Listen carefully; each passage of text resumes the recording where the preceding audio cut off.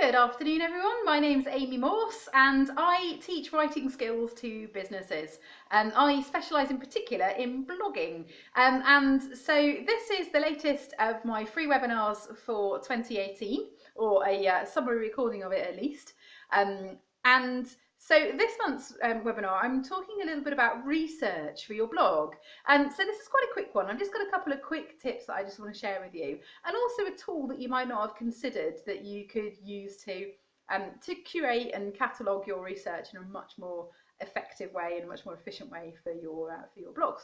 So just to give you a very quick background on me for anybody who hasn't attended any of my webinars in the past. So I work with small businesses, as I say, to help them improve their writing.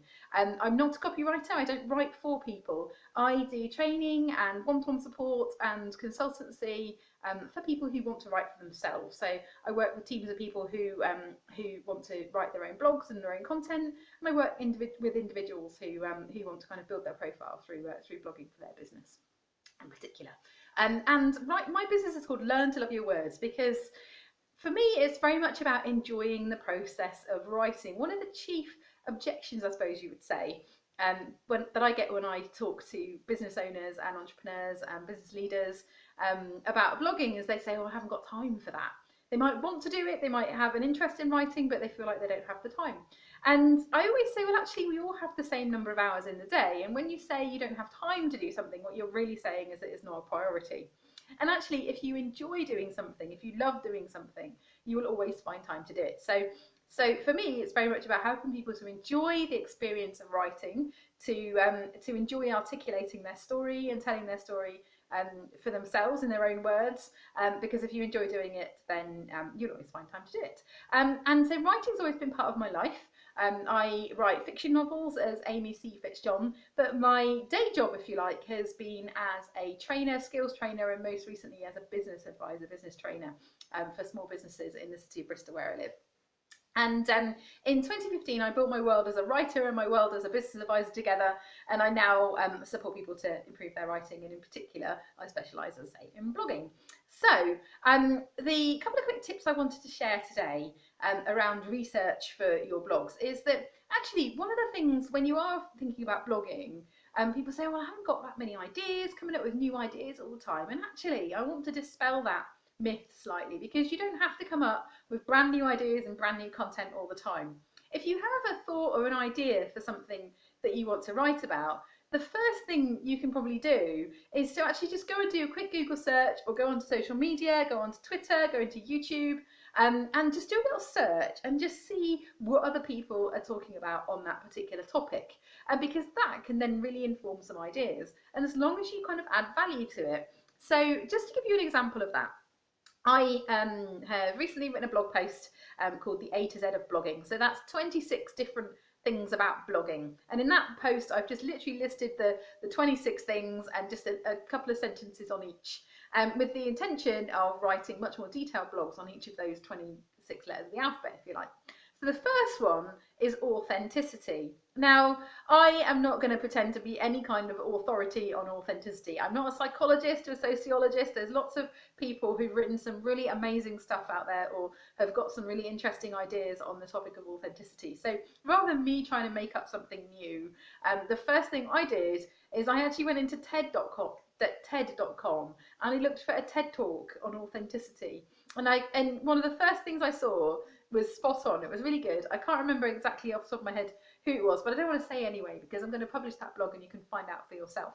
And so I watched this short video, and it gave me some inspiration that I can draw on. So I can pick up some quotes from the video and I can add my own take on it. I can come at it from my own angle and add some value to it that way. So that's one way that research is a great way of informing your blogs. Is it, you have an idea, go out there and find out what other people are saying about that idea, and then that can give you something that you can add value to. And you can almost have it as a bit of a tribute to the person who wrote that original content.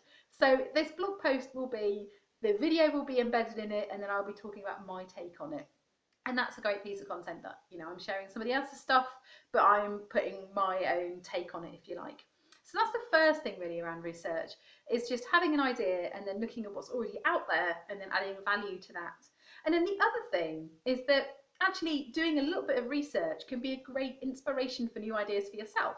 So if you're out cruising around on social media and you see an interesting video, or you find an interesting website that inspires you, or you read an interesting blog, then pick up that link and use it as inspiration, use it as research to write your own new piece of content, your own idea based on it. So you can then kind of inform it from that perspective. So first of all, it's kind of, you've got an idea and you go and get some research